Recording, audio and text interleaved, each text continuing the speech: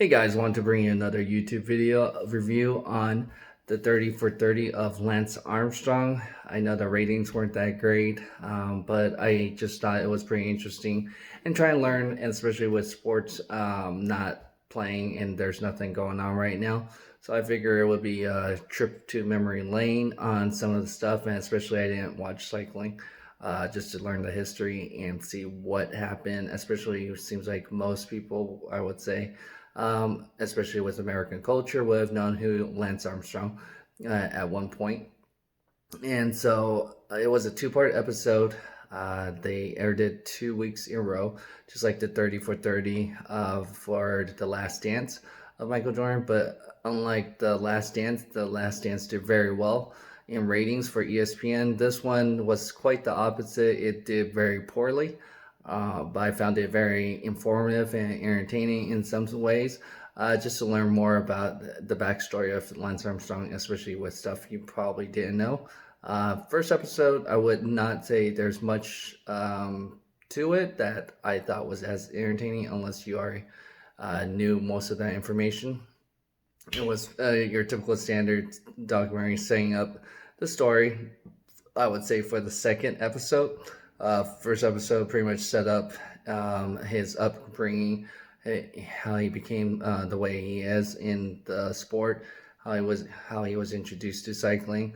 I didn't know he was raised by pretty much a single mom, and when his mom got married, that he actually took the adopted father's last name Armstrong. So that actually, and especially he even admitted that the marketing purposes for the last name actually helped him out on his career. And then, so carrying on to, I would say, the second episode, what I thought was more compelling and entertaining was that where he starts off was asking if he is relevant, and he even admitted that this is not going to sound very good, but he said, "I am relevant." So, in a ways, I could see where he might be coming from, but it does sound kind of arrogant and cocky, and especially with his history and with everything, how everything turned out, it didn't go favorable. Talked about the whole doping, how he won his seven Tour de France. Touch base how he threw all these people under the bus, all these different characters. And then when he retired, someone else won that was an American. And then in between, a year after the person that won, there was Landis Floyd, or Floyd Landis, and he's American that won. I vaguely remember at the time, and so that was very interesting to see what happened with him, how he pretty much lied at first, and then pretty much kind of came clean. He said he wasn't comfortable lying, so I thought that was interesting, and how he said that Lance Armstrong is a better liar than that. You could see his old videos comparing, and how Floyd Landis didn't look like he was comfortable with lying and all that compared to Lance Armstrong. So obviously there's a lot of history back then with those two, and how Floyd Landis felt like he took the fall for everyone, and how he felt like he had to come clean to the U.S. and the world in the sports of cycling.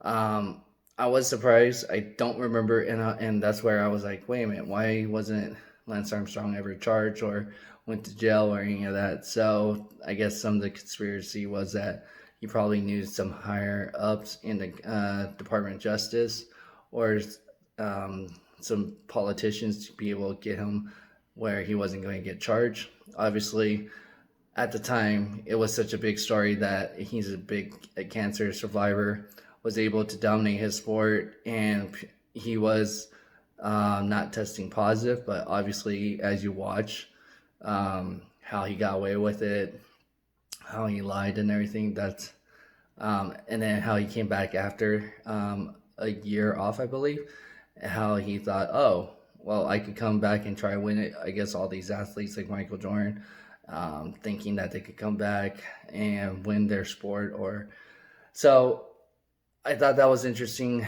that he was still upset when he took third, I believe, that year. But it sounded like, in the way he kind of made it sound like, that if he took first, he was going to be in bigger trouble, and all these medias and everyone in the sport was going to have a witch hunt on trying to take him down.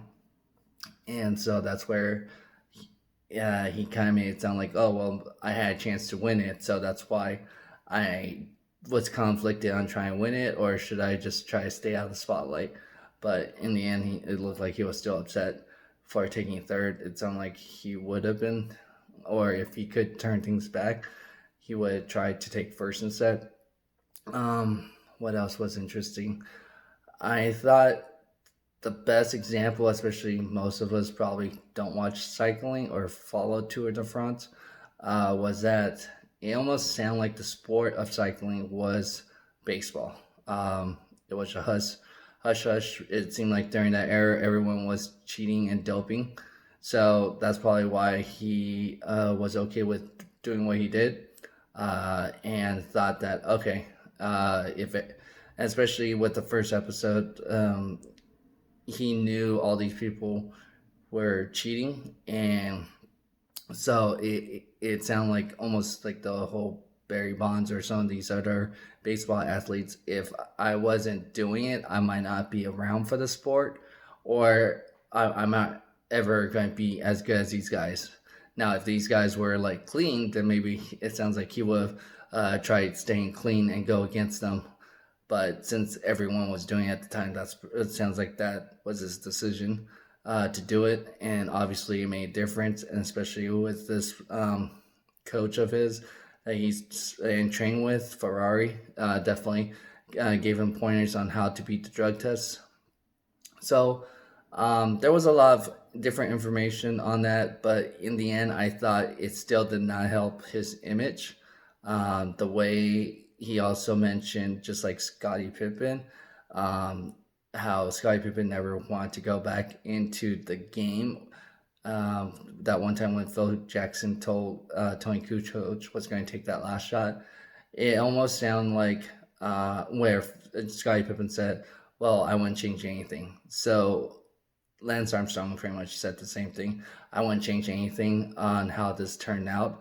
It sounded like he wanted like he broke down to three options. Where first one, if there nothing happened, then they would have never investigated. Second would have been hybrids, a little bit of investigation or admitting something and not fighting it, but take the ban or suspension. And then the third option, which happened, where he lost everything on income wise, sponsorships, and his championship and everything. So he said, I wouldn't change anything because maybe that's what I need in my life. But overall, it sounded like he was still not learning from anything out of all this. But I do appreciate, I guess, if you could say, he did the documentary, even though it may not look good for him overall, long term.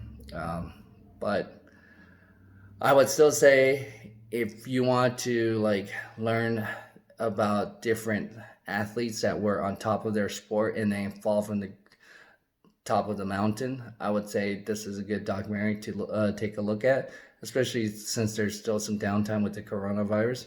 Um, but I wouldn't say this is like the best 30 for 30 for me, because it's not the sport I usually follow or anything like that. I would say The Last Dance was better for me. But I would say, if you have time, especially with everything going on, go ahead and check it out if you have time. Again, go ahead and like, comment, please subscribe, and support our channel. We try, again, put out content every Monday, Wednesdays, and Thursday, and Fridays. Sorry. All right. Thanks for your support. Bye.